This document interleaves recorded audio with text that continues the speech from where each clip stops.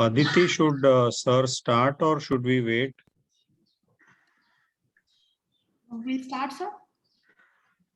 I'll introduce. Yeah. Good afternoon, Amdekar sir, Chokhani sir, Dr. Manyar also, and also good afternoon all the students. So today we are going to discuss two theory topics, theory questions. First is briefly describe differential diagnosis and management of a 3-year-old unimmunized child who presents with fever and stridor for 3 days. And the second question is pathogenesis of edema in nephrotic syndrome. This will be followed by a case discussion.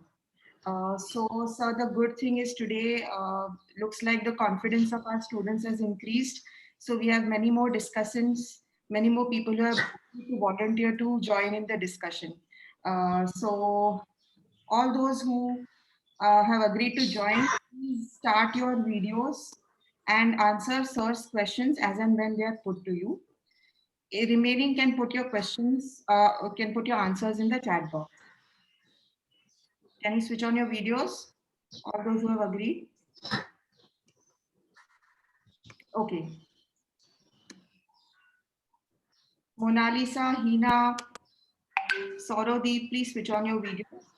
Ayushi, yeah, Ayushi is on already. Okay. Amrita sir, can we start, sir? Whenever.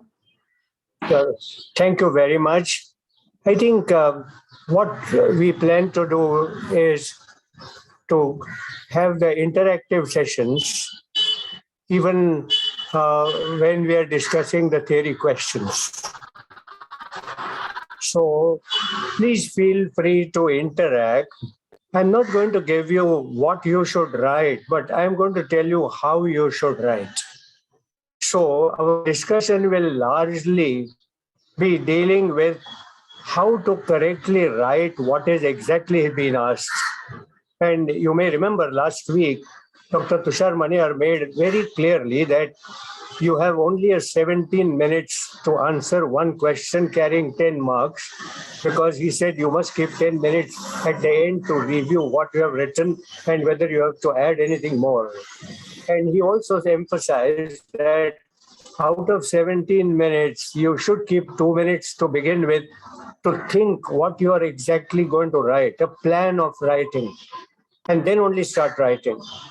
I think keep all that in mind, and let's start with today's discussion on what should be the situation now. So before you start talking about today's thing, let me give you some general remarks about what I feel how should write a theory paper.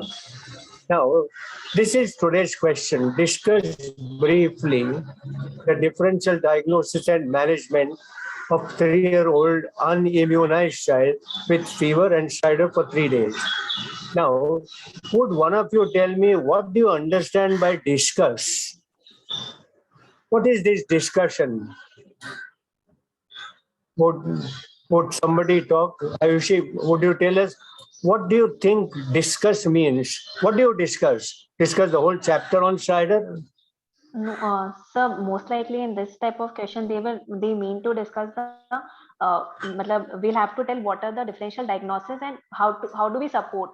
Like if we are saying that it's an acute history, or if it's a low grade fever, we'll say that it can be then we can differentiate into croup and epiglottitis. And if it's a high grade fever, similarly if it's without fever, so All right. with that. So, Yeah. What I meant was first read the question very properly. You have to only discuss. And the question says discuss briefly. So they don't want a long discussion. Then you have a differential diagnosis. Take a note of each of the word that is used. You have a 3-year-old. So restrict your answer to only a toddler around that age. You have unimmunized child. So the question really wants you to talk about what could have been a vaccine preventable causes of stridor. That's why they have said unimmunized. And of course, it's of a short duration. What I meant was discussion is interpretation of facts. Don't just repeat the facts. You give interpretation what that means. And I think that is what possibly the discussion means. So now, how we will discuss in this child how we go about. Now, would one of you tell me what is this differential diagnosis? I know what is diagnosis. What is differential diagnosis?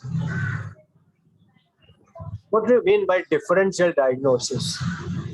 Sir, the presentation is more or less same, but the etiology is different. Very good. So what looks similar, but the question wants the answer how to distinguish between possible causes from each other. That is a differential diagnosis, right?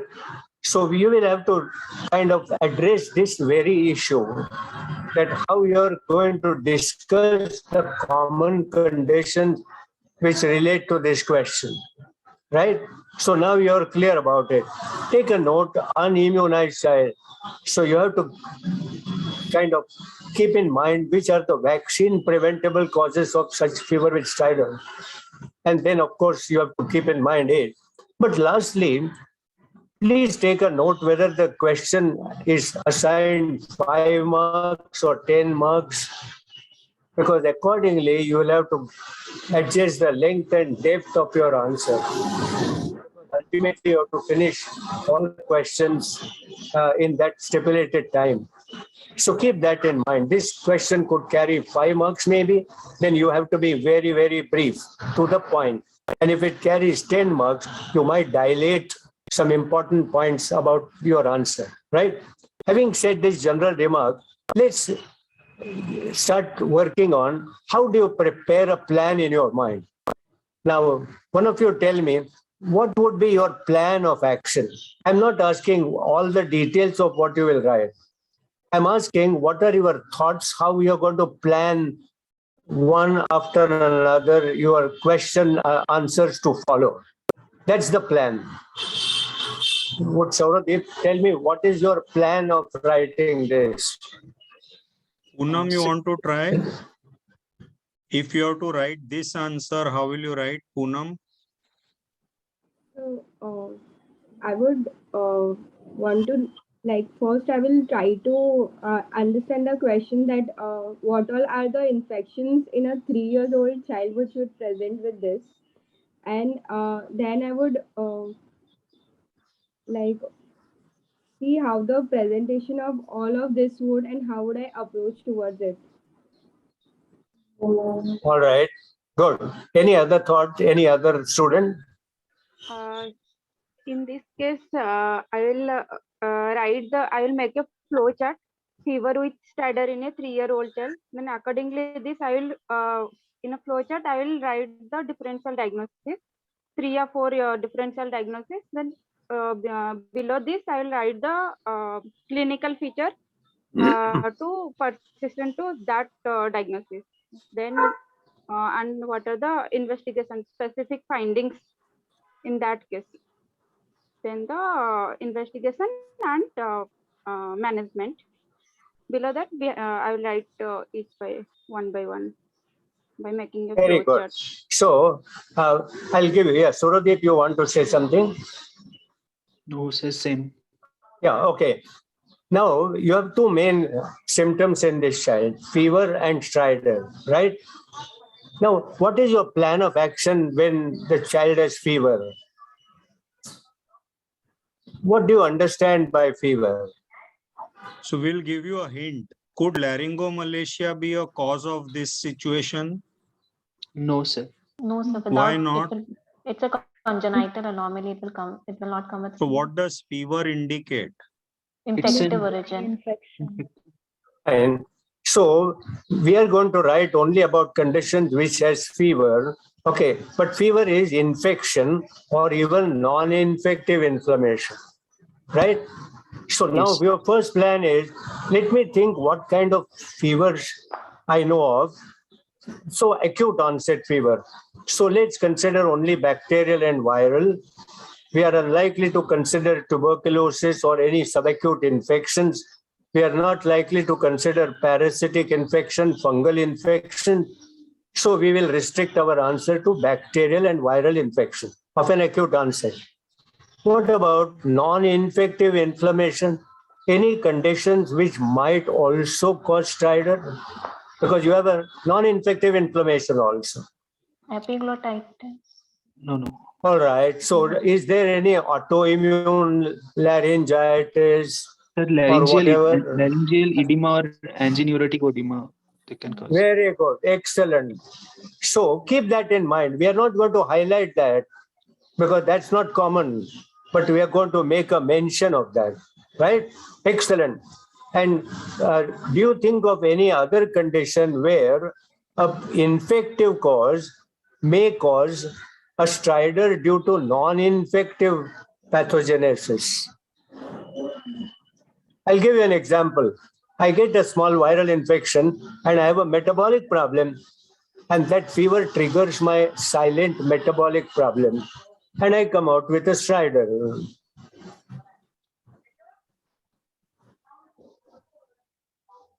Good, doesn't matter. I'm trying to tell you how a good student can almost get all 10 marks. You already got angioneuritic edema. Certainly, I'm not going to highlight that.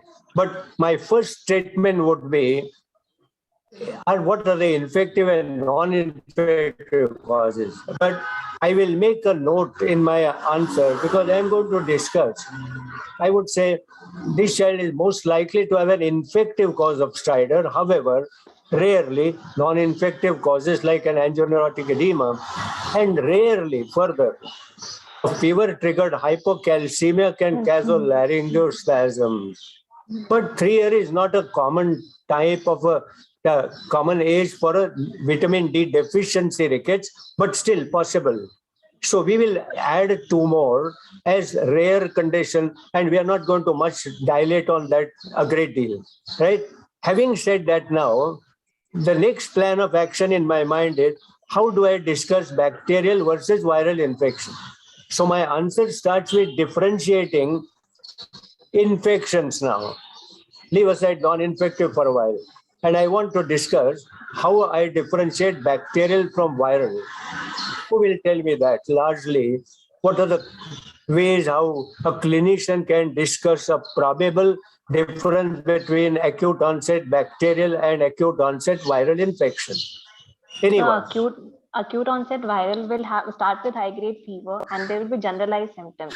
While in acute onset bacterial will have specific symptoms, the localization of symptom and will start with low grade and will progressively deteriorate in that. Excellent. So now I will do that. Okay. I will say viral infection are often with cold cough. Okay, generalized. They are not sick children. Okay. And what am I looking for? I'm looking for a group to discuss. And I may also like to mention bilateral vocal cord paralysis. Okay. Often due to viral infection. So I will first take care of these 2 causes of a viral infection. But before that, I will separate viral from bacterial. And as you rightly said, bacterial often rapidly progressive.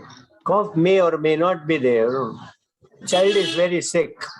And what am I going to harp on? Diphtheria. Also retropharyngeal abscess, epiglottitis, bacterial tracheitis. Okay. So which organisms I'm talking about, which are vaccine preventable? Diphtheria. Haemophilus influenzae, diphtheria. Diphtheria. All right. What about epiglottitis? Sir, Haemophilus influenzae. Influenza. So Haemophilus flu. Okay, H flu. So I will harp on diphtheria and H flu. Okay, rarely you might even find pneumococcal doing it. So I will push all these 3 into my important discussion on this. Okay. I've just added tonsillitis in mid-face hyperplasia because that's one cause of a stridor, but not in a normal child. So we might even start always saying that if this child is normal, these are the things, but occasionally there could be a syndromic problem in a child, which the questioner has not told us. And I might even add that to that, right? Now, this is the way plan of action in my mind. And I'm going to first talk about infections, differentiate bacterial from viral, and then I have in mind to differentiate croup from bilateral vocal cord and the other one, the diphtheritic laryngitis, retropharyngeal abscess, whatever. That's one part, okay, in my plan. Now, the second symptom is stridor. Okay, what is your plan of writing as far as stridor is concerned? We want a differentiation, right? Don't forget between different types of stridors. Inspiratory or expiratory? Mainly it's an inspiratory stridor because of extrathoracic obstruction. All right. Okay. Now, one difference is inspiratory stridor versus biphasic stridor. Okay, we will just keep that also in mind. That after all, question doesn't say what kind of stridor. Most common, of course, inspiratory, but even biphasic is possible, right? Now, is there a difference between a pharyngeal cause of stridor and a laryngeal cause of stridor? Yes, sir. The I'll laryngeal give you an one. example. So the laryngeal causes are more harsh in nature, and the Pharyngeal causes like retropharyngeal abscess will get a stridor which is soft in nature. All right. Okay. Also, What else? I'm hoarseness of sure voice. what you said is right, but soft and harsh may not be easy to describe or make out. Can you tell me some other differences which are much Hoarseness more of clear? voice. Yeah, Ayushi, Hoarseness of voice. So hoarseness of voice. hoarseness of voice, she is saying. Okay. Now, what is the classical symptom of a retropharyngeal abscess besides stridor? The retropharyngeal abscess will be associated with dysphagia, and while laryngeal abscess will give more of the respiratory distress symptoms, not that much in the pharyngeal stridor. Excellent. So you correctly described the major difference between pharyngeal stridor and a laryngeal stridor. Upper airway inspiratory obstruction, pharyngeal, painful swallowing, drooling of saliva. Okay, which is not seen in a laryngeal stridor, where there is a hoarseness of voice. Correct? So I must bring out these symptoms in a stridor to differentiate pharyngeal from laryngeal. And what about biphasic stridor? Where is the anatomy of a disease in a biphasic stridor? Mostly trachea. Yeah, Poonam, Getting a louder. tracheobronchitis, because if it's a biphasic, then No, sir So is below the asking vocal anatomy. cords. So Yeah. what makes it Yeah. biphasic? Poonam, oh, intrathoracic involvement. Very intrathoracic. good. Okay. Very good. Very good. So now this is our plan of action. Okay. You understand how you start thinking about answering a question. Now, I'm sure you have learned 2-3 new things how you would have answered this, and that would fetch you the maximum marks. You will pass with this. I'm sure you are all very good. But we must train you to get more and more clear about how you can write so correctly on that. I did mention about these two causes. Mention that they are not common. Okay, but also include them in your discussion, because it could be fever triggered tetany, laryngospasm, or angioedema. Okay. Rarely there are immune deficiencies which can cause angioedema, inflammatory. And it's not important for getting into all these details. Call it angioedema, that's enough. But it's not drug induced, or it's not just an allergic problem. It's often triggered by an immune inflammation. And C1 esterase deficiency is one cause of such fever with angioedema and stridor. We are not expected that to write all that. It's enough to say angioedema is an inflammatory, non-infective stridor, right? So you got that.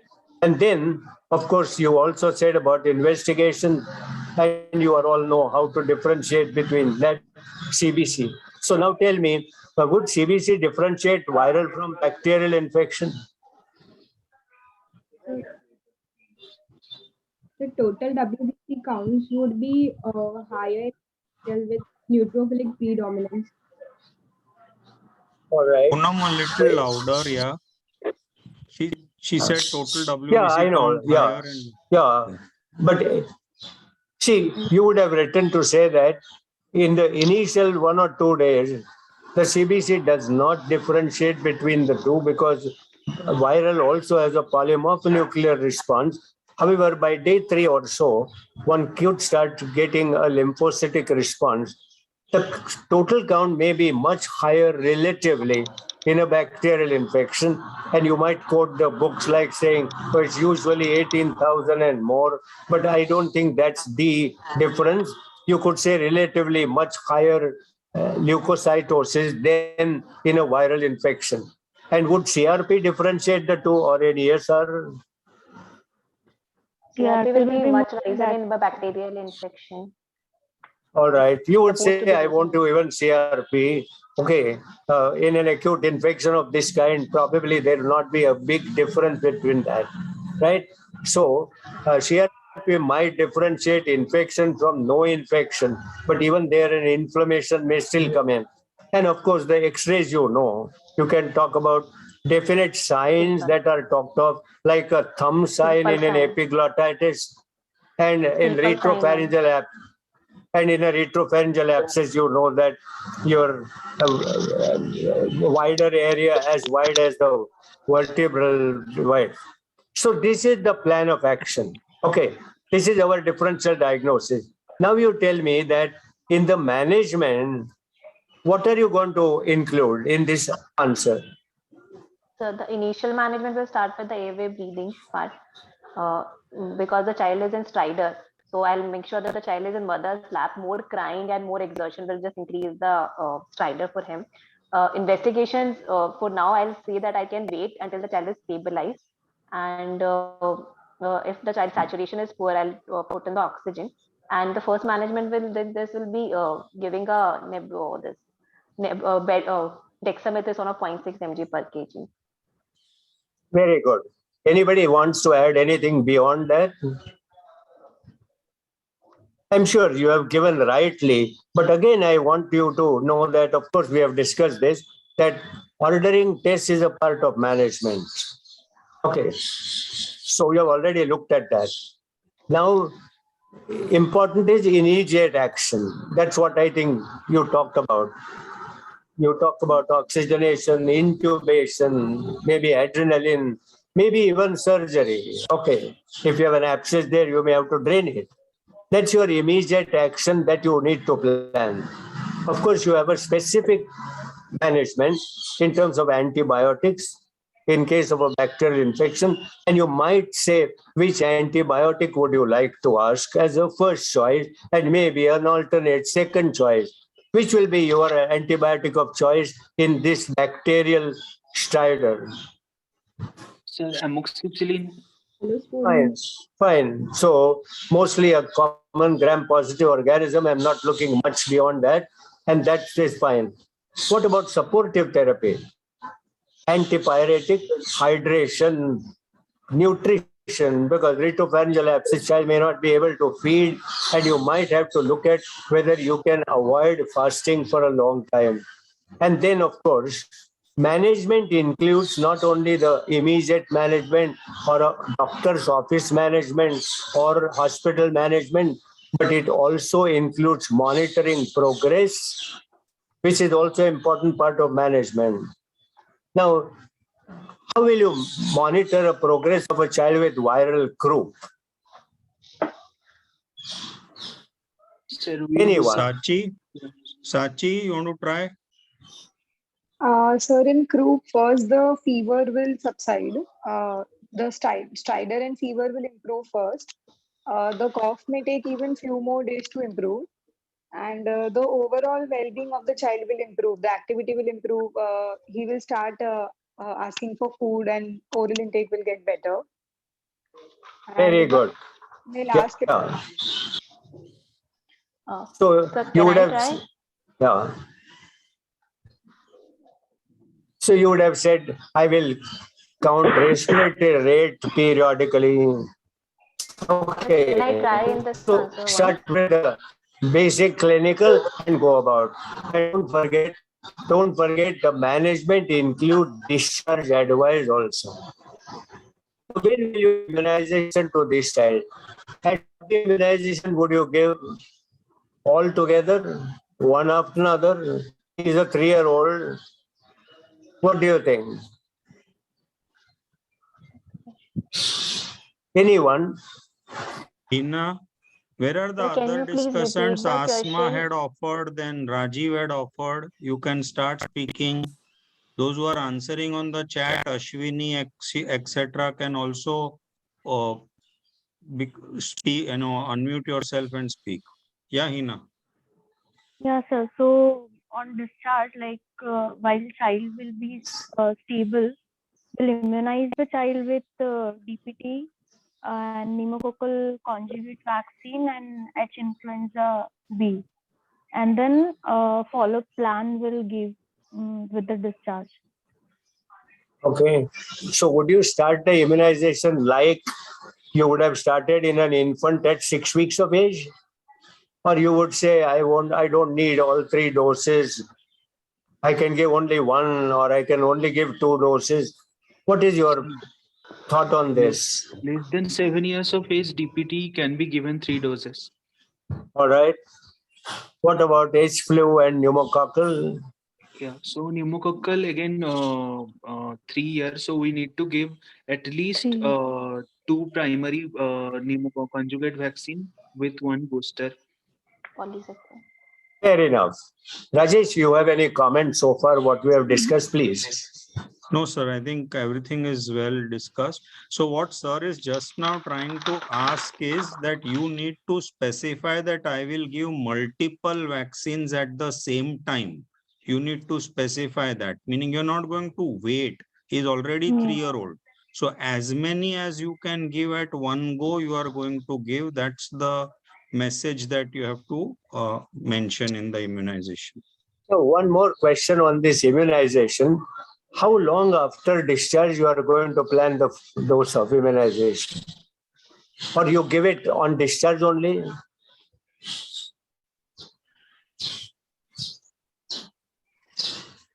On discharge. Yeah, Mona Lisa, louder. On discharge. Okay, what makes you say that? You could be right, but what makes you say give it on discharge? Because if you wait or advise. Because sir, we want to make sure that child won't miss the dose. We want to make sure he receives all the doses. Very good. So your logic could be that if the child is 3-year-old and unimmunized, and if you send them without a vaccine, they may again not take it for some time. So if you could give it on discharge as well. Yeah, sir, Amdekar. So I think what you would have said, you are right. You would have said that ideally one might wait for a week or 2 for a complete recovery out of this infection and then give it. However, the history suggests that these parents were not very much following our schedule. Therefore, I would not mind giving it all together, even on discharge. So that makes it very clear what is ideal and what is not, right? I will give you another similar situations on the similar question, and I'll ask you, how would you go by that now? So, for example, this very question says, clinical approach to a 3-year-old child with stridor. So what do you understand by clinical approach? Clinically, we have to divide the causes of stridor in a 3 years, like infectious or non-infectious causes. So, and depending upon the symptoms, will differentiate it. And here we'll consider the other causes also, as fever is not mentioned here, like foreign body ingestion or tracheomalacia.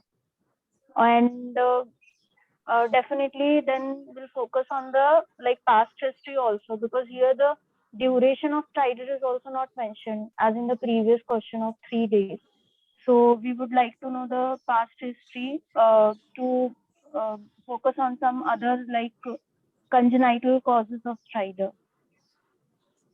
Excellent. I think you did very well. But tell me, what is this approach means? Your plan was perfect. Okay.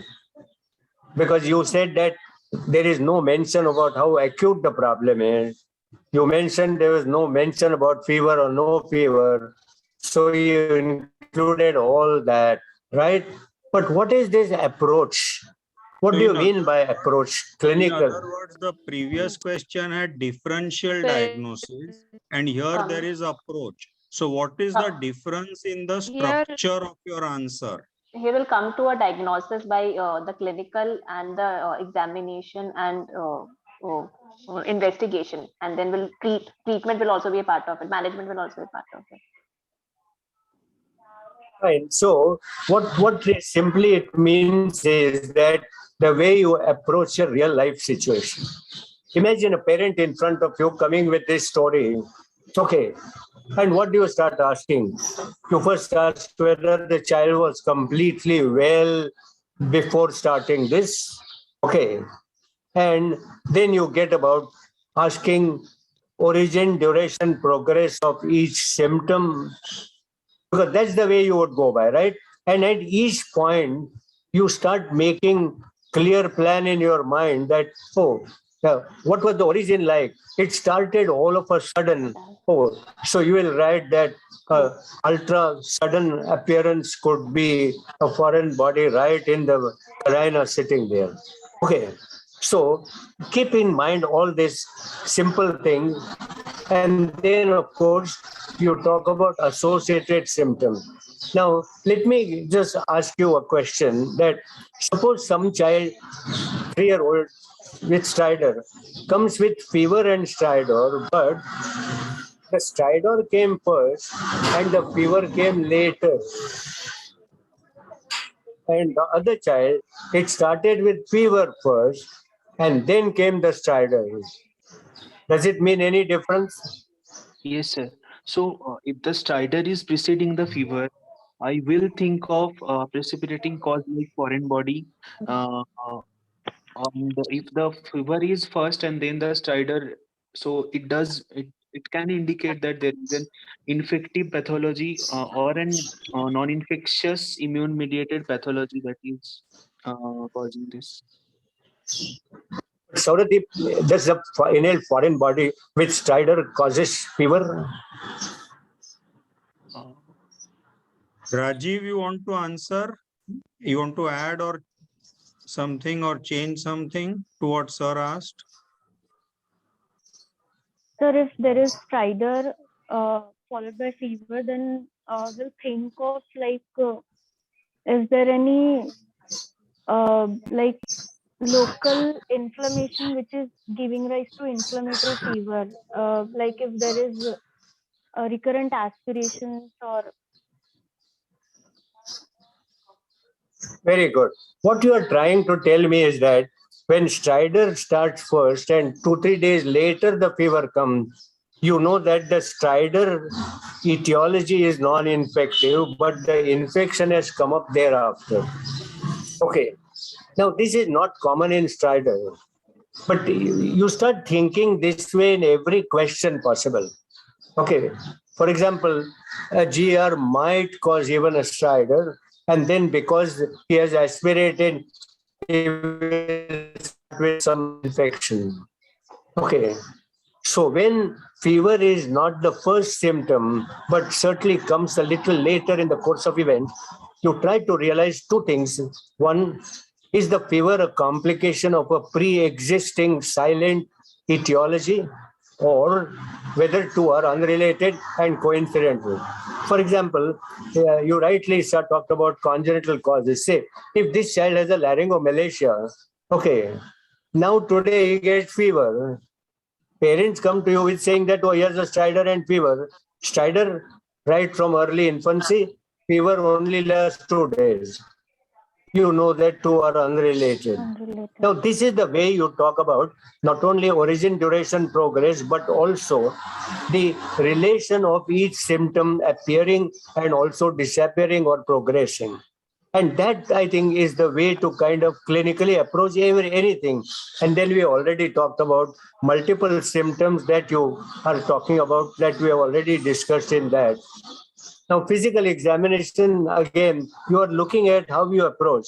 Once I've taken the history and I've got in mind that, oh, this is possibly a non-infective cause of stridor, then am I looking at him as sick child? No.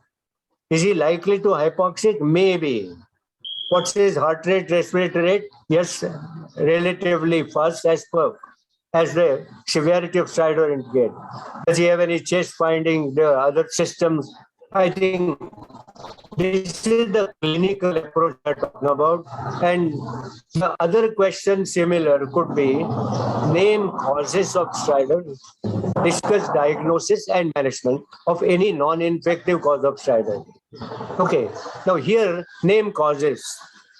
So you will only put down 1, 2, 3, 4, 8, but don't talk anything beyond that, because that that will give you only 1 or 2 marks. So you may divide them into infective and non-infective causes, acute and chronic causes, static and progressive causes. Yes, the examiner will exactly know that here. And the best way to group like this is you will not forget any cause to write. Even if you knew it, often you forget. Now tell me which are acute and which are chronic causes of stridor. Acute Chronic causes can causes, be croup and diphtheria. It can be epiglottitis. Okay.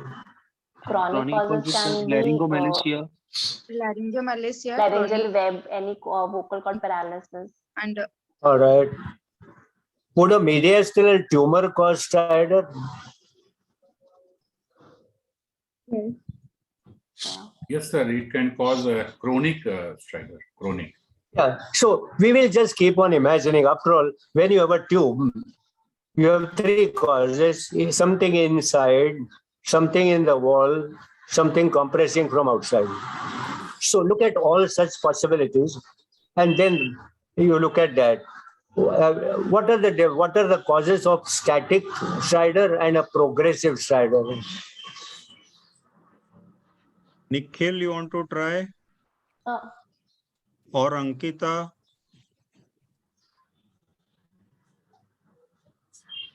So static stridor will be like some congenital like laryngomalacia and all. They will have static, and progressive will be infected. Like croup will have progressive, and diphtheria can also have progressive stridor.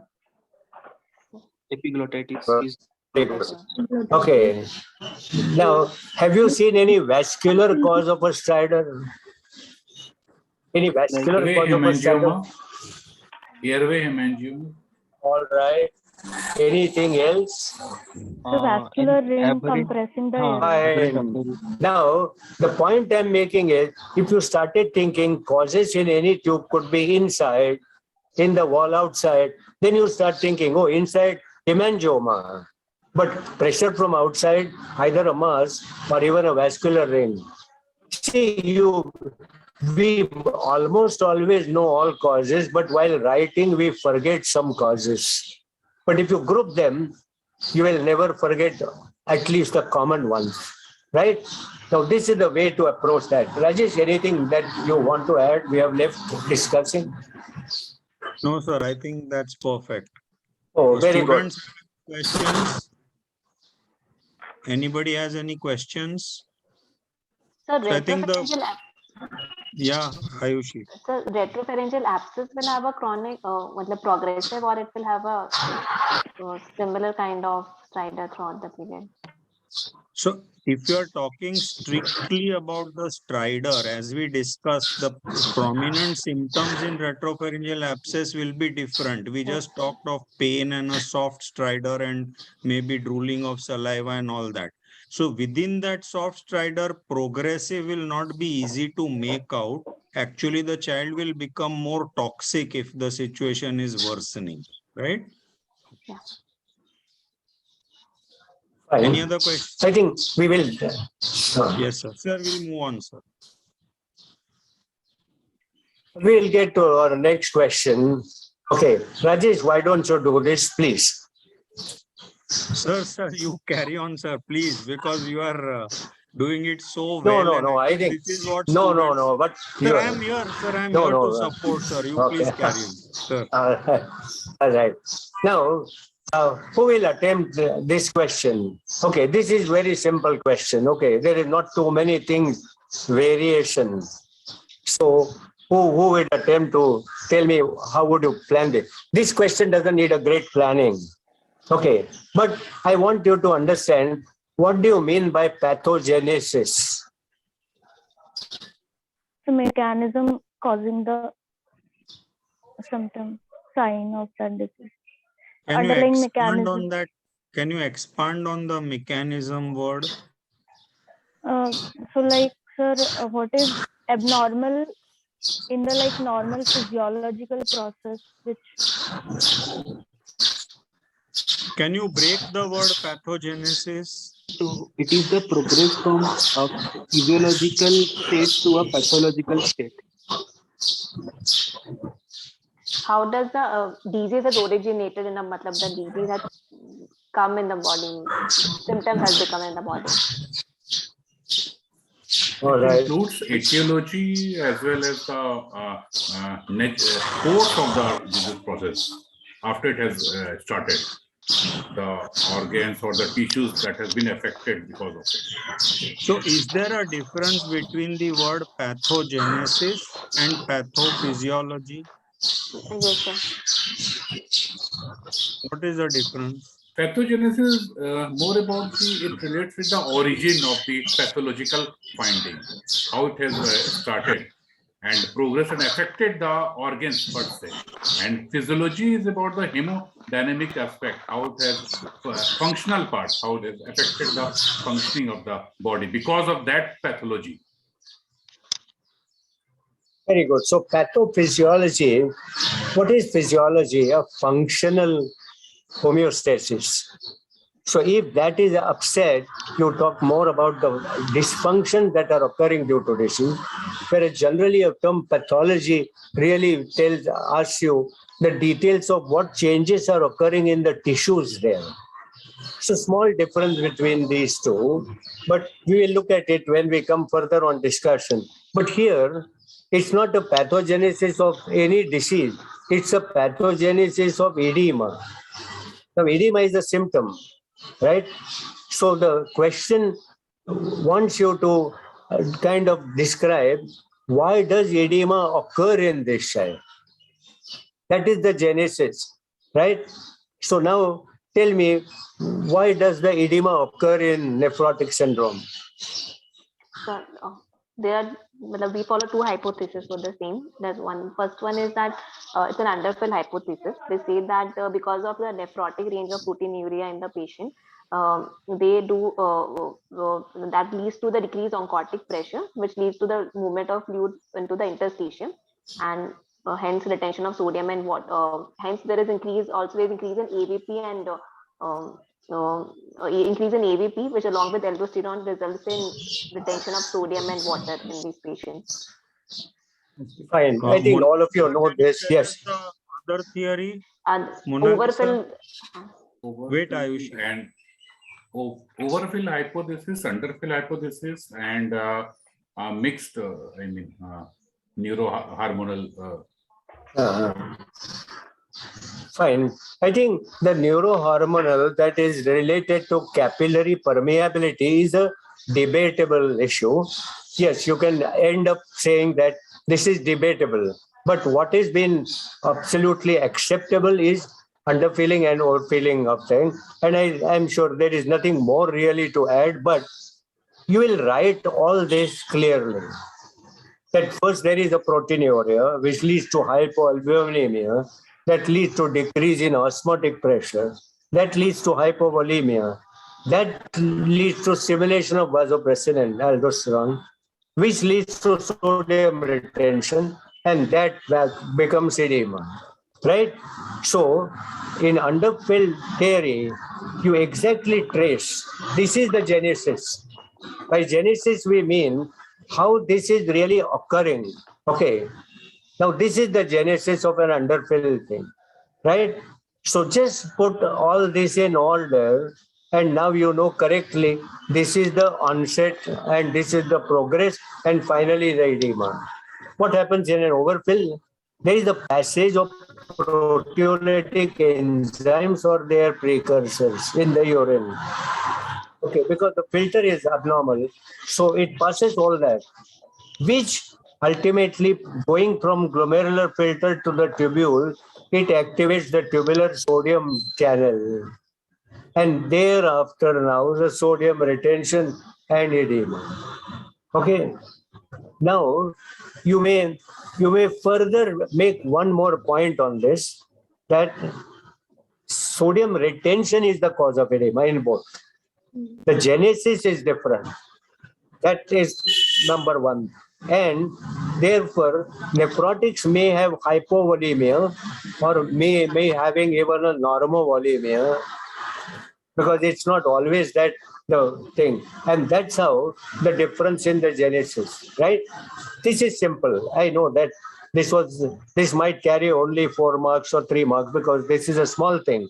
But again, like the first symptom that we had, let me give you similar questions. Suppose you are asked pathogenesis of nephrotic syndrome, and another question is pathophysiology of nephrotic syndrome. Okay. Now, the question is, how does nephrotic syndrome arise? What is the genesis? Okay. So, like what we did in an underfill theory or overfill theory, we started with what happens first, then what happens subsequently, and ultimately you get nephrotic syndrome. So, whenever there is a pathogenesis of a disease itself, the first question was pathogenesis of only one symptom of a disease. Now, here, the whole disease has been asked. So, how does the disease evolve?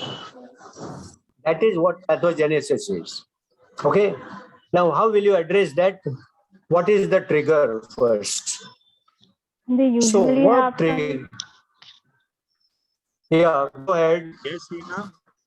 Yeah. So first they usually present with some viral infection, and then after 3-4 days they start with the edema, which will be sudden in onset and progressive, starting from the periorbital puffiness, and then subsequently they develop No. a side. So, Hina, one sec. What you Yeah. are describing is right, but you are describing the clinical progression of nephrotic syndrome. Whereas in a Okay. question pathogenesis of nephrotic syndrome, we have to say what is the pathology which leads to the genesis of nephrotic syndrome. So what is the first event to occur? That's what we have to say, where sir is explaining about the trigger. Sir, carry on. Sir. See, First, you mentioned viral infection. Do you think nephrotic syndromes come with a history of viral infection first? Or they come all of a sudden with generalized edema? They come with All edema, of a All of a sudden, sudden with general. edema. So what you meant possibly was often a hidden infection or unknown.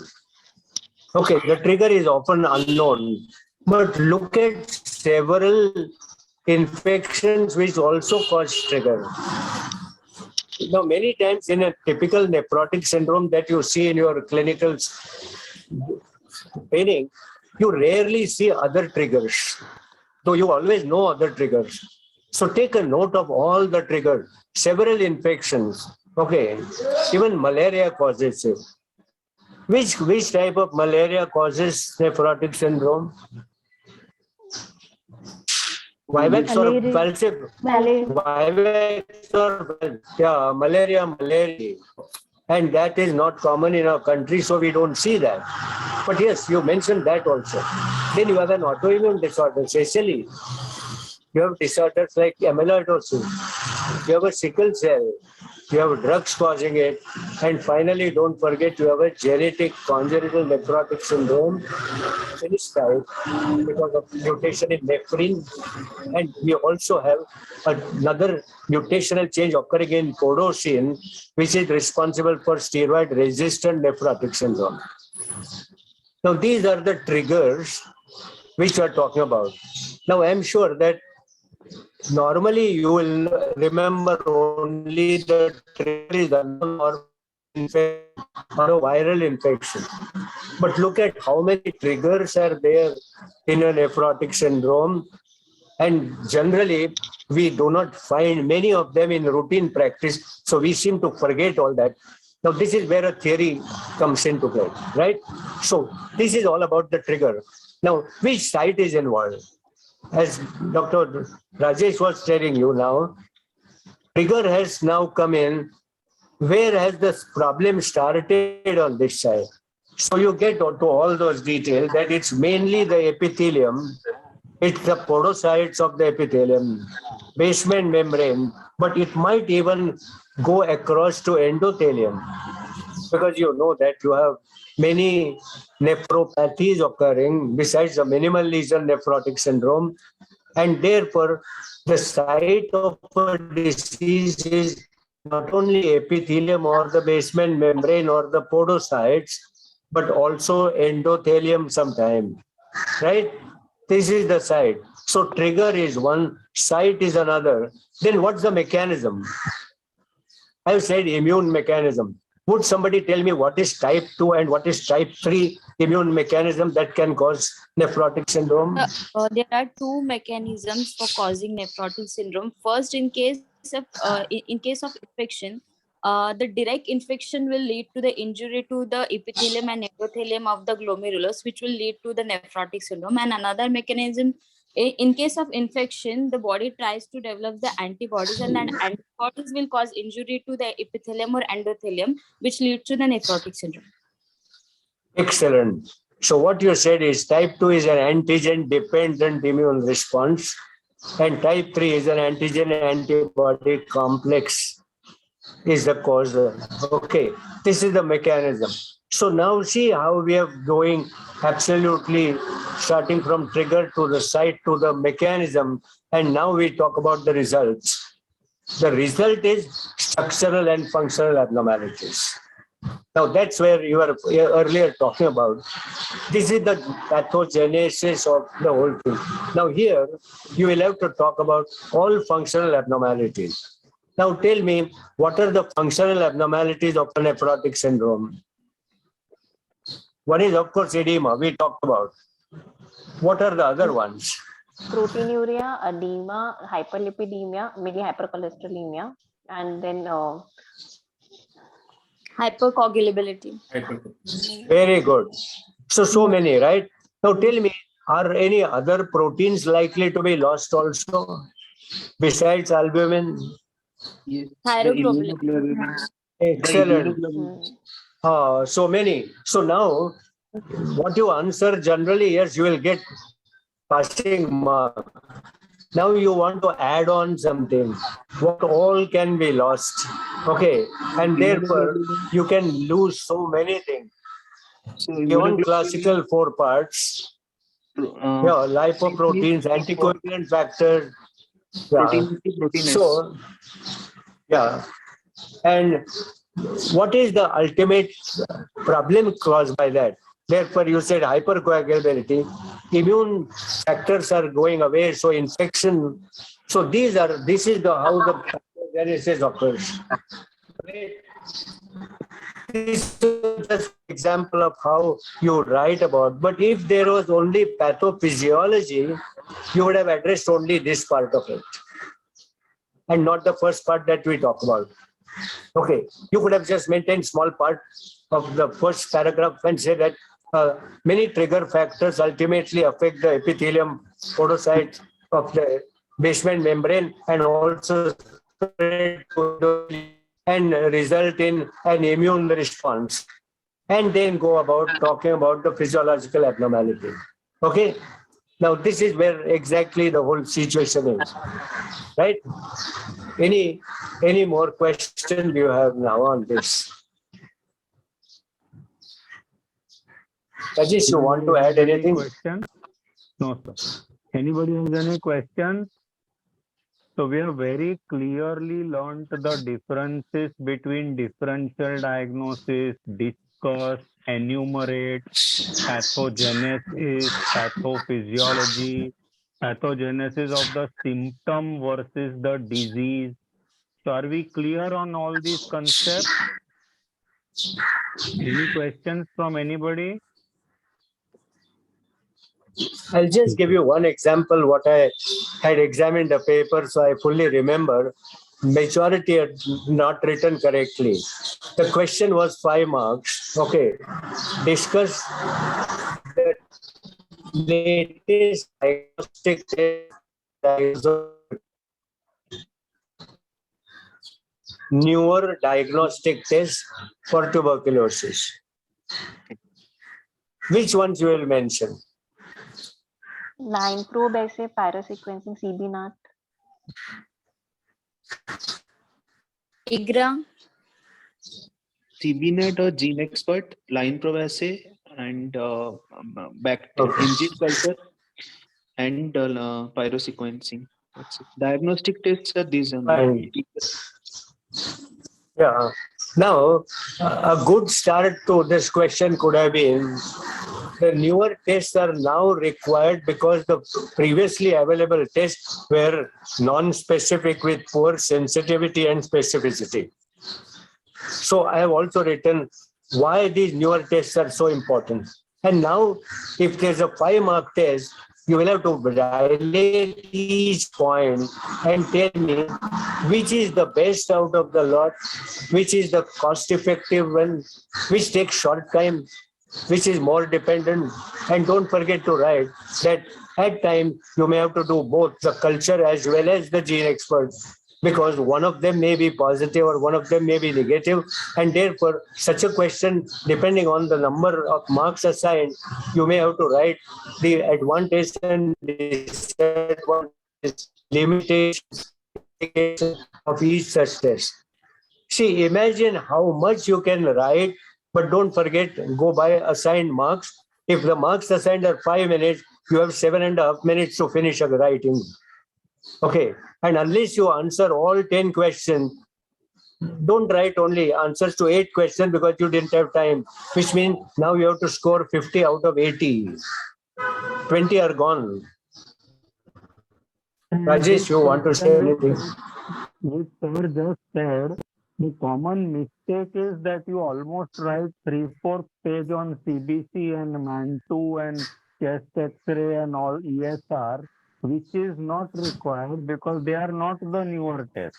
And then you have limited time to write on gene expert, etc.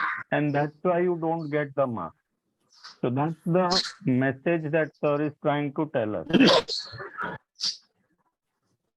Okay, so let's get now, we are 1 hour past. Let's get quickly to discuss a case. Okay, again, we will do as usual. First, I will give you the statement. You ask me more questions, then I will ask you to give a probable diagnosis. Okay, now, this 6-year-old child presented with cough for 5 days, fever for 2 days, and breathlessness for a day. Ask questions. First question is, was the child completely all right before 5 days? No other symptoms. Okay. Breathlessness Past only. history of similar illness. Just for Age 5 days cough, 2 days of fever. 1 day How of cough. high grade is the fever? Fever was high grade. Was it responding to oral medications? Yes, temporarily responding for 4 hours and going up again. Okay. Was the child active in interfebrile period before the breathlessness started? No, child looked sick. Okay. Breathlessness was on the bed as well, or when he was doing some exertion or some work? Breathlessness increased slowly over 24 hours. Any history of So infection, Ashwini, diarrhea, before you ask, One by one. Ashwini, before you ask more questions, can you attempt to interpret whatever you got so far? Yes, sir. It looks like it's involving the respiratory system of the infectious origin, which is basically parenchymal origin of the lung. Because the child is having fever and breathlessness. Which part of the respiratory system is involved? Which part is involved? Sir, lower airways, lung parenchyma. Yes, sir, lung parenchyma. No, so why do you say that? Else think? Sir, breathlessness just for 1 day, fever history is there and cough history is there. So could be a pneumonia which leads to the breathlessness thereafter, leading and a fever is also there. So does pneumonia start with cough first for 4 days and then comes the fever? Pneumonia will start that's followed by cough and then breathlessness. Sir, one student has written in the chat that it was not infective to begin with and has later got infected. So correct.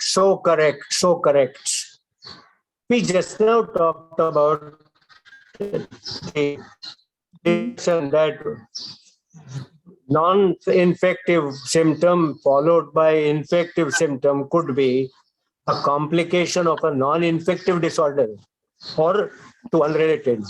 Excellent. Now, ask more details about the cough first. You asked me about the fever and you have already got an answer that you have a bacterial infection. Now, ask me questions about the cough. Is it a dry cough or the sputum? Excellent. This was a wet cough. Is it disturbing his What's sleep? the next question of cough? Is it progressively increasing or is it disturbing his Well, sleep? it's only for 5 days, so we have no time much to see the progress or no progress, but it is there. Are there any diurnal variations?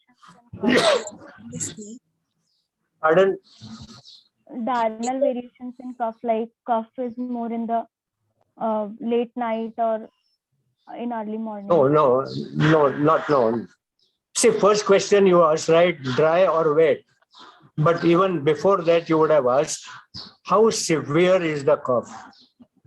In a lung parenchymal disorder, the cough is not a serious or a major symptom. In an airway disease, the cough is a major symptom. In this child, a cough was a major symptom.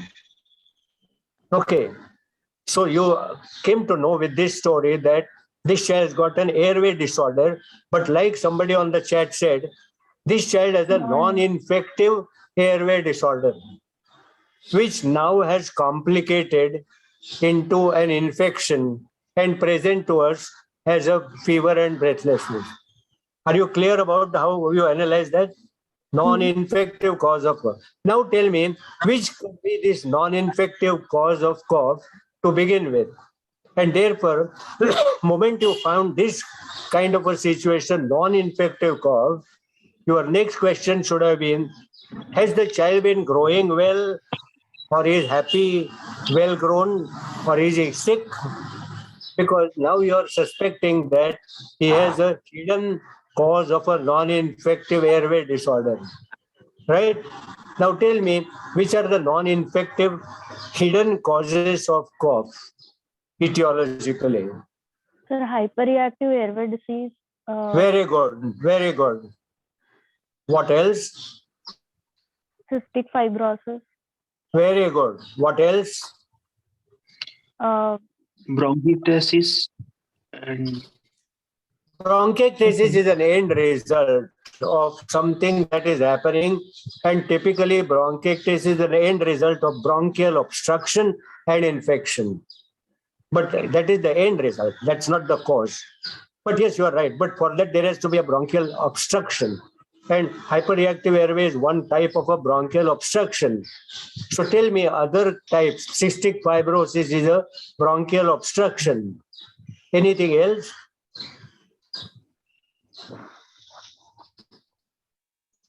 Would there be any, suppose this child has got a dextrocardia or a situs inversus.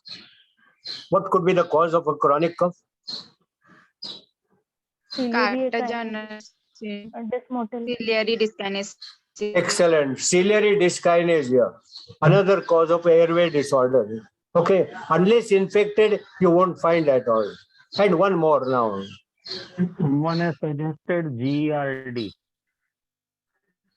GRD in a small child, reflux. yes. But at 6 years, that is little unusual. Yes. Okay. But another one is the typical IgA deficiency. Okay. Aspergillosis. So now you got these things. How you could have said? I think somebody on the chat rightly said non-infective airway disorder and which got infected. Now tell me, does a hyperreactive airway disease gets secondarily infected by the bacteria? You have an asthma. Okay, commonest cause of a chronic recurrent airway disorder. Does it get infected? it is precipitated acutely by viral infections commonly. Okay, but what about secondary bacterial infection? No, Like a sir. Not pneumonia? common, sir. Very Not common. not common. Very Why not? Why not? Why not? What prevents it? It's the same airway problem. And we said obstruction, infection, ultimately two together. Because of And the inflammatory mediators. so there is a hypothesis which is debatable, and that hypothesis is Th1, Th2 hygiene hypothesis. That if your immune system is busy fighting some non-infective allergic antigens, the immune system has no time to look at those infections. And that's one reason why asthmatics rarely, but asthmatic can have a chronic infection like fungal infection, and that is allergic. And therefore, that's a bronchopulmonary allergic disorder, and in which you get a bronchiectasis ultimately. Okay, but that's why. So here, hyperreactive airway is unlikely, but the other causes are most likely because there is secondary bacterial infection, right? So now I'll give you details. Wet cough, high fever, moderate breathlessness over 24 hours, past history of cough and wheezing with recurrent episodes, often worsening with fever since the age of 2 years. Treated with nebulized drugs and antibiotics, inhaled steroids irregularly in between episodes. Oh, now you have a problem. Looks like an asthma. Okay, and we just now said that no, hyperreactive airway like an allergic asthma rarely has secondary bacterial infection. Now, what's your comment? Sir, why was the child? I mean, in a case of asthma, antibiotics won't be required. So nebulized drugs or maybe inhaled medications could be enough. So we'll think of cystic fibrosis or primary ciliary dyskinesia more in this scenario. Very good. So there has to be some other cause of airway disorder, and that's why it is called. So, what is the definition typically of an asthma? An afebrile, okay, episodic, okay, yeah. So now, yeah, so now this looks like an asthma to a pediatrician, but it is not. And rightly said, fever is not a situation in asthma. But now look at what happened further. Father suffers from mild asthma. So there is some consanguinity. Now, do you still want to consider asthma? Or father has a different disease, asthma, and you have cystic fibrosis in this child? What do you think? So the mild asthma might be also clinically misdiagnosed. I mean, he might have some other issue. Excellent. Excellent. That mild asthma could be really a CF mist because CF has a wide spectrum of presentation, and therefore you don't get misled with this kind of a mild asthma in the father. There is some consanguinity. So this we will 100% say this cannot be asthma because of fever. Okay. And add some more thing about the growth, development, etc. And you will find that asthmatics almost never have falteration in growth. Now, why should asthmatics not falter in growth? That's also a chronic disorder, right? So why don't they? Poonam, can you answer this? Or Namrata, who's come now? Why should asthmatics have a normal growth? Mostly.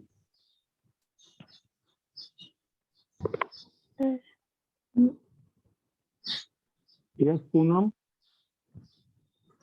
Probably because it comes in episodes and after treatment it settles. So it doesn't, it is not a continuous progressive thing. Excellent. So it's a recurrent disorder. It's not a persistent disorder. The major difference between persistent and recurrent disorders are growth faltering on health going upset. So that is the way it would be, right? And therefore now this child is not growing well. What have we learned? Every time you have a problem which starts without fever, but the fever comes a little later, you start thinking about a non-infective primary condition with a secondary bacterial infection. And tell me, what are the reasons why there occurs a secondary bacterial infection? Can tuberculosis have a secondary another bacterial infection? Yes, sir. Pertussis can Yes, flare up sir. TB.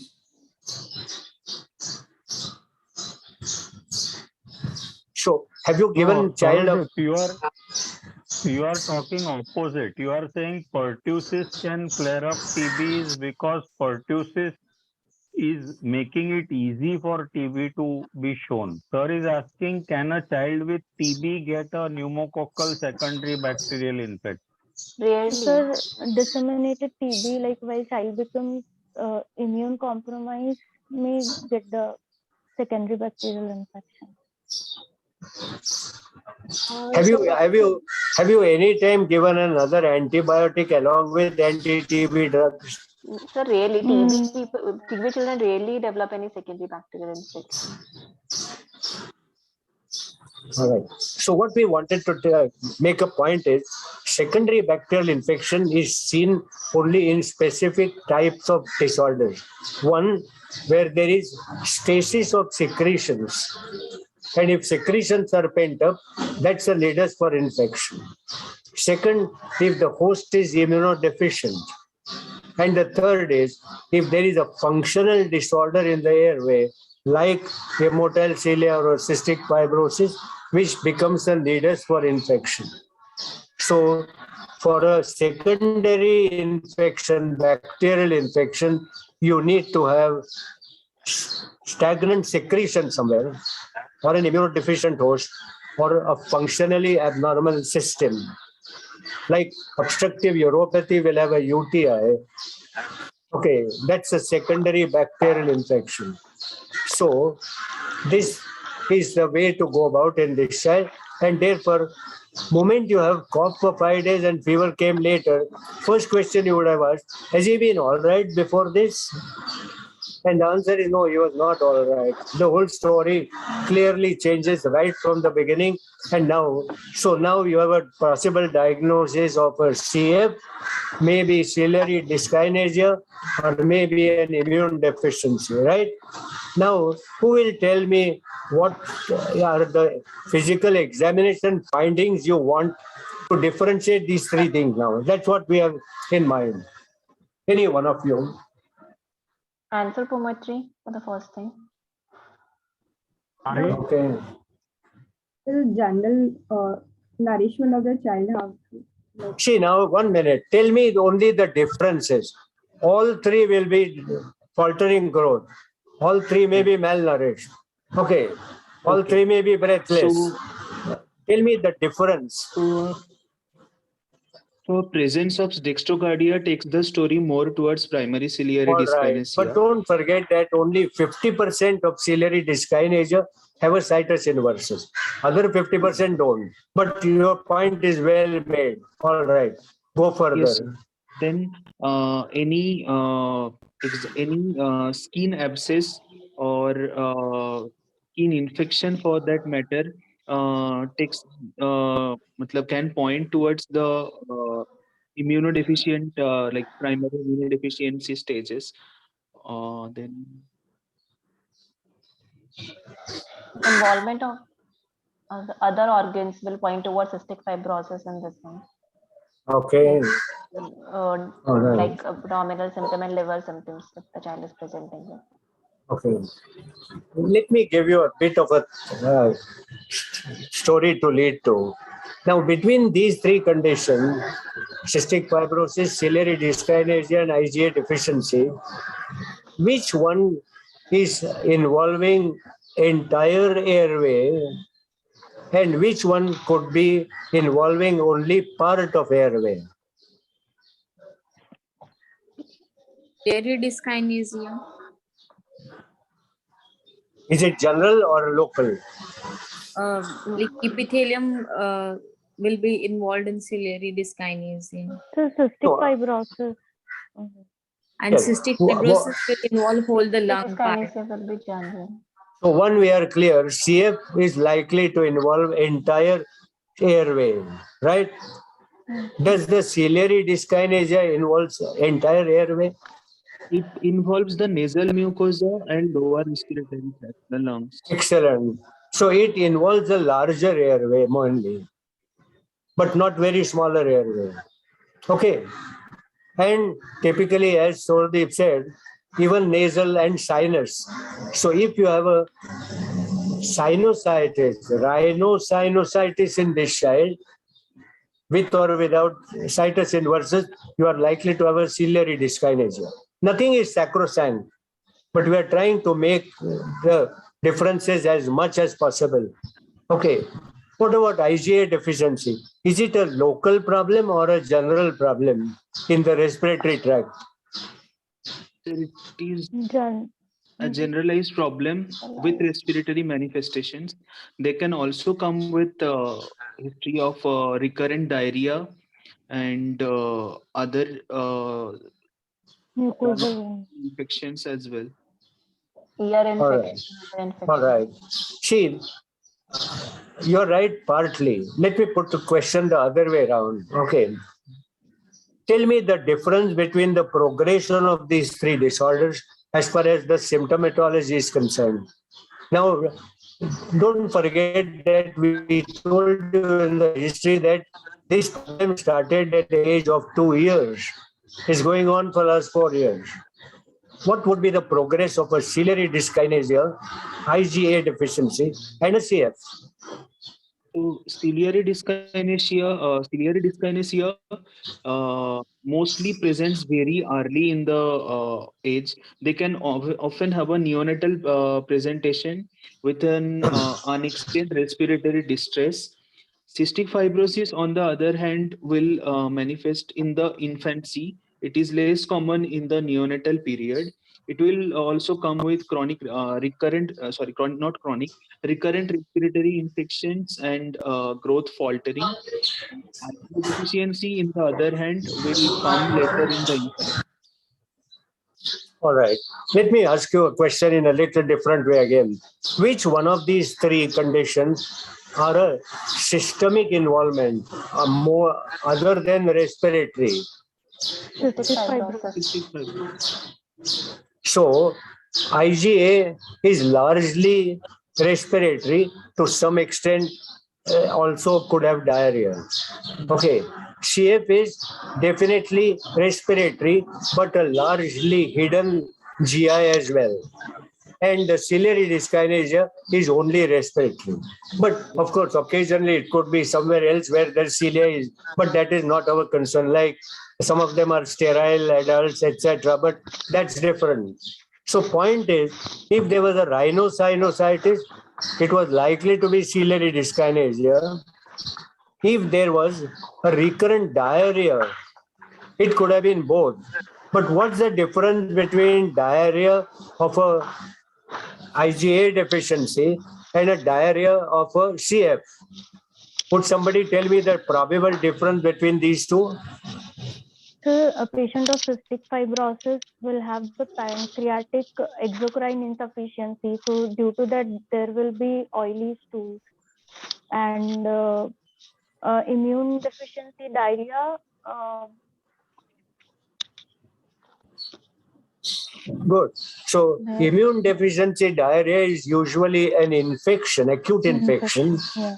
whereas a CF diarrhea is non-infective. Okay. What is the peculiarity of CF diarrhea? Oh, this child cannot digest and absorb proteins and fats. Foul smelling. Is the outcome so severe growth failure in CF as compared to IgA and ciliary dyskinesia. And what next? CF is a abnormality of the mucus there inside. And as you go down the airway becomes more narrow and easily obstructed. That doesn't happen in ciliary dyskinesia or even in IgA. And therefore, what can be the outcome of a disseminated smaller and larger airway involvement progressive in CF, what would be the findings related to what I'm saying? I will repeat again. Ciliary dyskinesia does not involve the lowest part of the airways, smaller part of the airways. IgA deficiency hits a particular segment of the airway, depending on where is the infection going to settle. But a CF can obstruct entire airways anywhere, right up to smaller airways. Now, what could be? So they can present with recurrent wheezing, recurrent pneumonia. Very good. So wheezing is often the symptom of a CF. That's what we said. Okay. Unlike a CF, well, anything can cause wheezing because wheezing is an obstruction.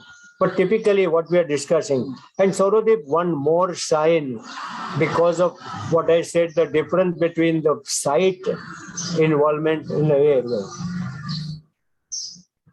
Because of this smaller airways also involved, there is often a smaller airways collapse there because of obstruction. And therefore, hypoxia and clubbing is the manifestation of a CS.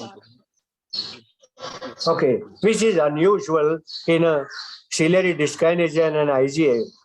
Okay, so now look at severe growth failure, severe malnutrition, evidence of hypoxia, clubbing.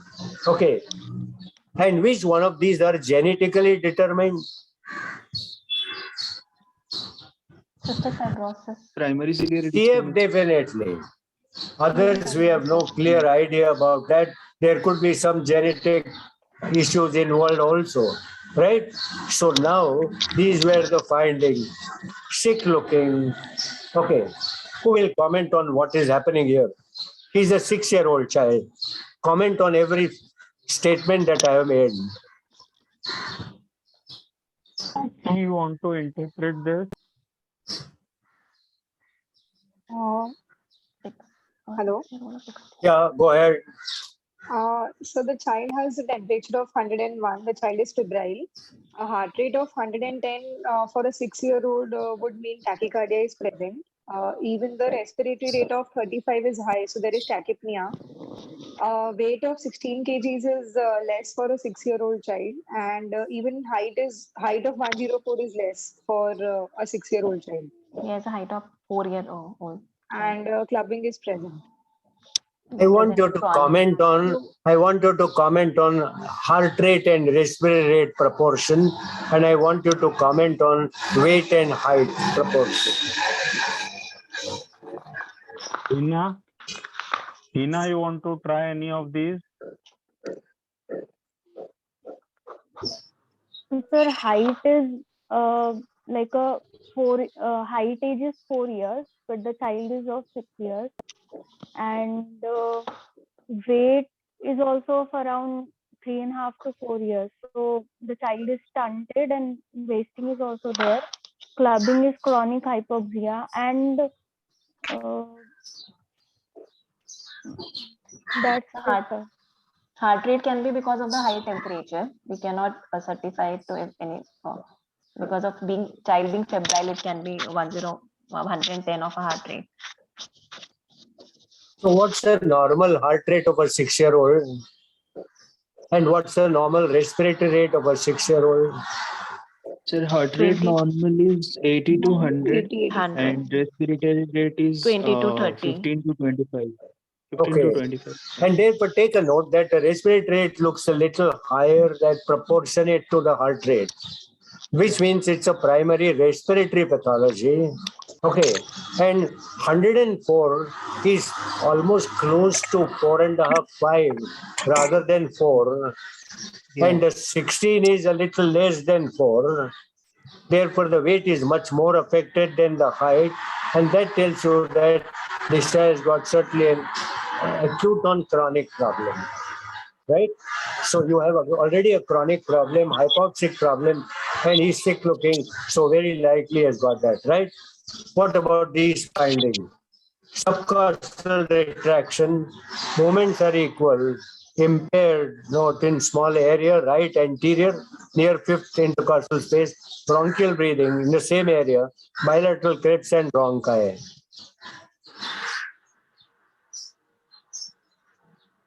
Mona Lisa, you want to interpret this?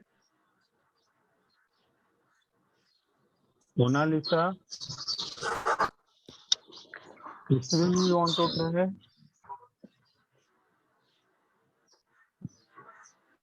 Poonam? There is subpostal retractions. There is some pulmonary parenchymal pathology for sure. Moments of impaired node on the small area of right anterior near fifth intercostal. There must be some like pneumonic patch or consolidation there, and there are bilateral crepitations and rhonchi. So probably due to some fluid in the parenchyma. Tell me, is it acute pneumonia? Looks like Sir, acute pneumonia. But there is a bronchial breathing, there is an impaired note. Typical findings of a pneumonia there. Why don't you say there is no pneumonia?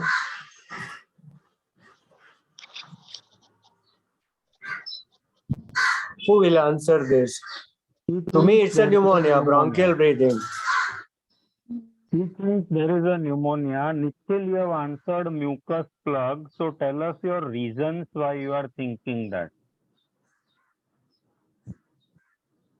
Just unmute and speak. So for pneumonia to say, so here child is having bilateral crepitations and rhonchi. And in pneumonia, the affected area only will get this sign. Sir, can I Very try? good. So the first point which Hina has made, which is very important, is that if we have bilateral crepitations and rhonchi, this is a bilateral disease, whereas pneumonia is a localized disease. So that's the first thing that you understand. Okay? Sir, Okay. it Yeah, can be. Saurodeep? Yeah. Yeah, so my point was the underlying disease is cystic fibrosis, which will have wheezing in general, and but that might be complicated by a pneumonia, which is very common in cystic fibrosis due to pathogens like Pseudomonas or Burkholderia or Staph. Very good. So that's one. But tell me that there are two probabilities, like some of you earlier said, that there could be a collapse of one segment and no pneumonia. Okay. Or there could be a pneumonia, as Saurodeep said. Now, would Saurodeep differentiate between these two?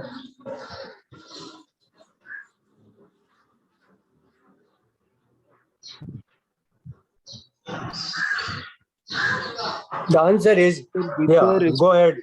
Sir, with the respiratory rate of 35 per minute, I will more think of pneumonia more. Very good. So there is fever there, definitely infection. It could be bronchitis. You could talk about both possibilities. But let me ask you one more question. If the bronchial segment is blocked, I thought you would have got emphysema. And I would have got a hyperresonant note. Don't you agree with me? After all, a foreign body obstructed, clinically you can pick up a hyperresonant note. Because during inspiration, the air goes in, but while expiration, the air doesn't go out. So you have a retained air there, which gives you a hyperresonant note. Who will argue for or against? So if it is a complete obstruction of the airway, then we may not get emphysema of that involved area, and instead there may be a collapse. Excellent. It could be a complete obstruction. You have almost collapse there. If it's a partial obstruction, then of course you have an emphysema. So here you would say probably pneumonia because there has been fever, and then you have a localized sign which is known in such cases, and you could keep it all right. Okay. Other systems were normal. Now, if other systems were normal, CF is ruled out because GI there is nothing clinically. What have you to say to that? In cystic fibrosis, also only 70% patients have GI manifestations. But Saurodeep, this child's failing to thrive is possibly that. So the point is that a CF GI manifestation may not have specific symptoms or even signs, but you could have asked for an oily stool or whatever in the history, which might tell us that the GI is involved. And to that extent, IgA typically causes an acute diarrheal episode, but a CF causes a chronic maldigestion or malabsorption, and not therefore just a diarrhea, and therefore the symptoms may be almost hidden there. These are the reports of this child. What do you interpret?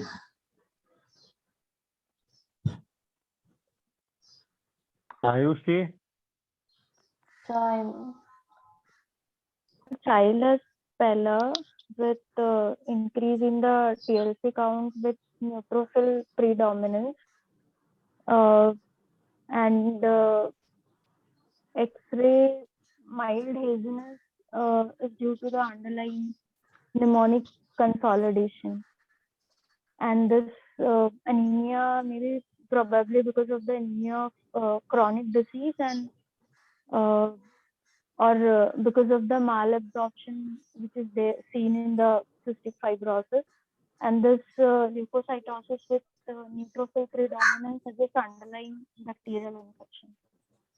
Fine. In all these three conditions that we are discussing, we would have got almost a similar picture. And now this was the microanatomy, primary airway, secondary lung involvement, pathology, non-infective inflammation with secondary infection. That's the anatomy, that's the pathology, and that's the possible etiology, right? And therefore, you would have said that this is chronic, progressive, infective airway disease, and differential diagnosis we already discussed. Now, before we end up, tell me what are the salient features of ciliary dyskinesia, features of IgA, and features of CF. How can CF present to a clinician? So CF can present. recurrent. Okay. CF can present at very early age as conjugated bilirubinemia, often diagnosed as biliary atresia. They can present as recurrent wheezing. They can present as recurrent pneumonia and with growth failure.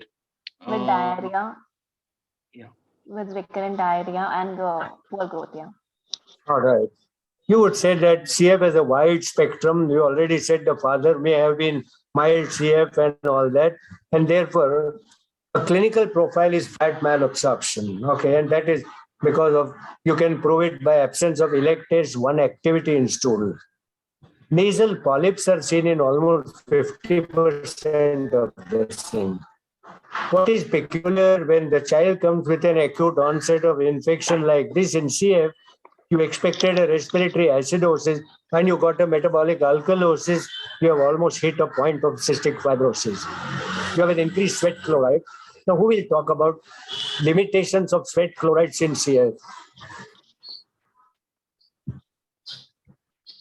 The sweat chloride test, first limitation, it is not available everywhere. So I mean, availability of the test is a problem. Second problem is the test is costly, and third problem is often it can miss out the sensitivity. The specificity is very good. It is a good diagnostic test, but sensitivity is not so good, so it can miss out. So in that case, if our clinical suspicion is so strong that we have an recurrent infections with Pseudomonas or Burkholderia, then hyperchloremic metabolic alkalosis and malabsorptive feature, then we'll treat the patient still as clinic cystic fibrosis, and then in that case, sometimes sweat chloride can come negative. My question to you all is, name causes of increased sweat chlorides other than CF. Ankit, Poonam, you want to answer that?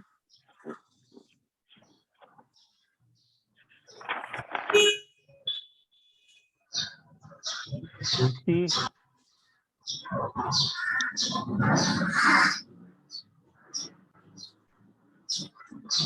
Sweat chloride is positive in which situations? यासाठी Touch Sir, it control. will be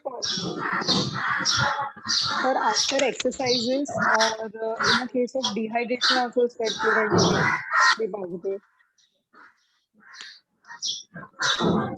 Excess sweating and dehydration. There are multiple causes of increased sweat electrolytes. The commonest is a severe malnutrition itself, with the GI problems of different types, chronic liver disorder, so the endocrine disorder. So that is very, very poorly likely to be a test of not reliability. That's why the sweat chloride. Now, Sorodip said that it is not available. Sorodip, you may be surprised that when I was a resident 55 years ago, we used to do sweat chlorides in our hospital laboratory. We used to wrap a child with a plastic sheet, and in a hot summer, he would give enough sweat.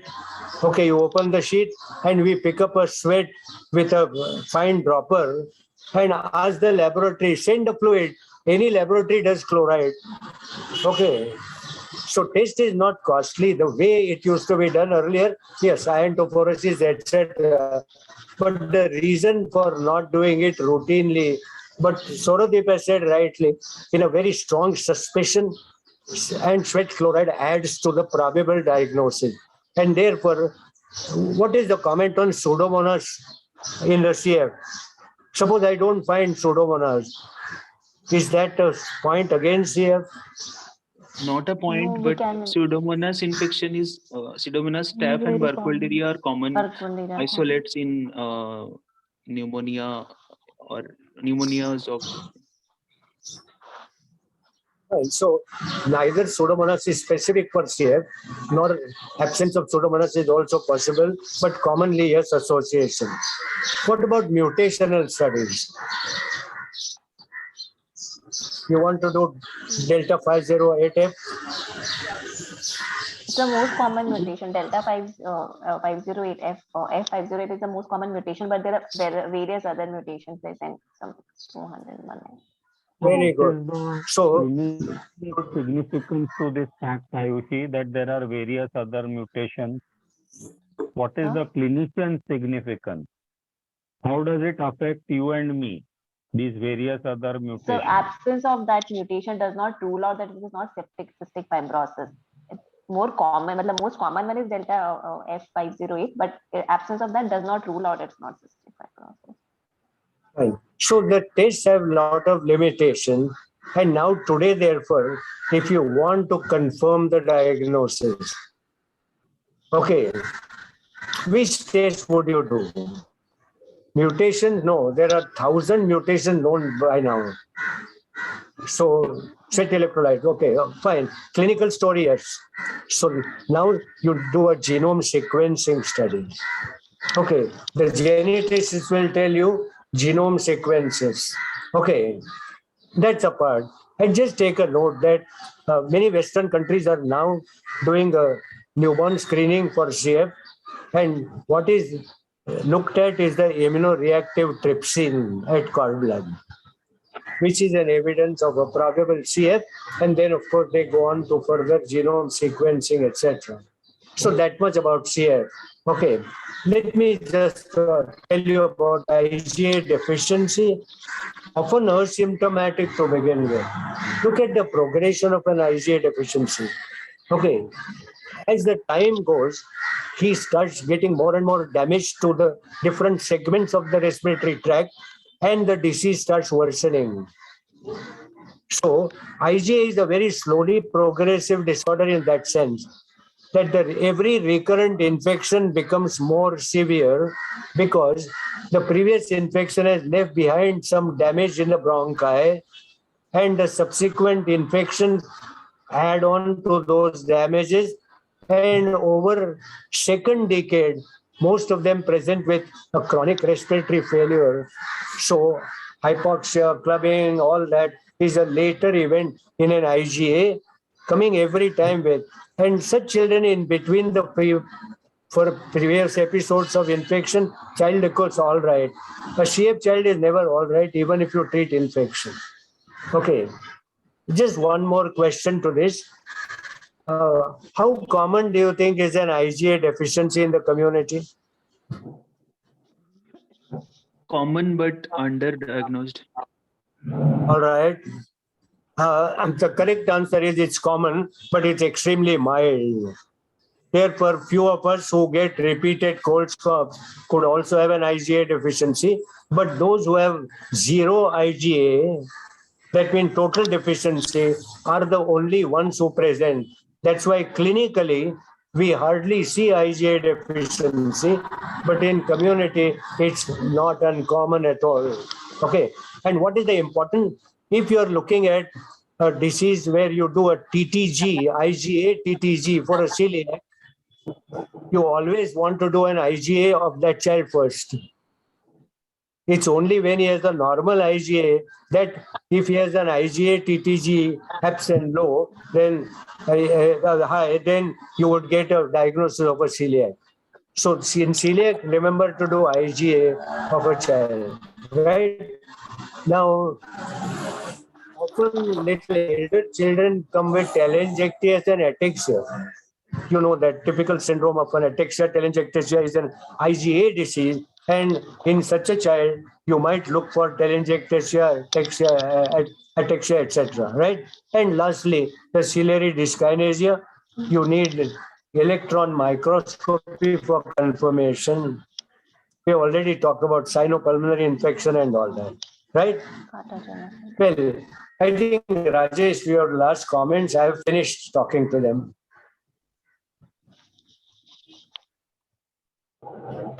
I think, any questions from any student?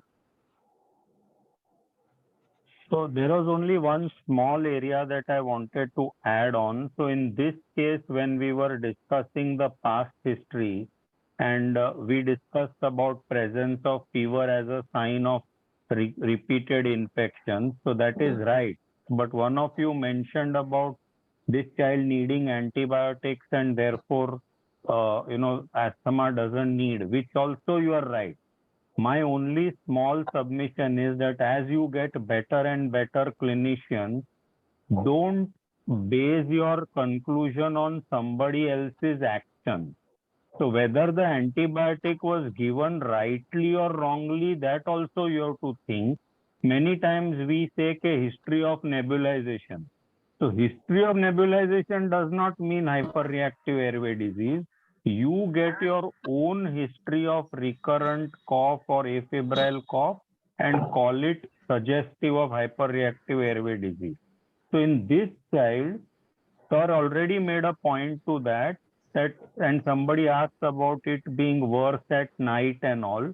So besides fever being an odd thing, you also ask for your other typical features suggesting asthma, which would also be absent or different, and which will tell you that, look, this is not the usual asthma, this is something different. So you try to doubly confirm the fact that this, don't just go based on somebody having given antibiotic. That's what I'm trying to say. Of course, that was an important point.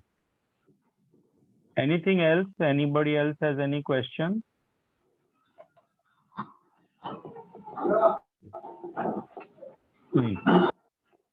I think we'll stop here. I think class should serve as a basis for many, many more theory questions that you would write, because the basic way of constructing your answer is what the sir has dealt with today. And therefore, please follow on these lines and write any other theory question also, which is from any other system. Sir Amdekar, sir. I think I have nothing to add. Thank you very much. I think we end up our class. Okay, We thank have you. one last plea. We have been taking a survey from all of you. I am partially sorry to say that though 150 registrations are there for this program, about 67 of you have answered the survey.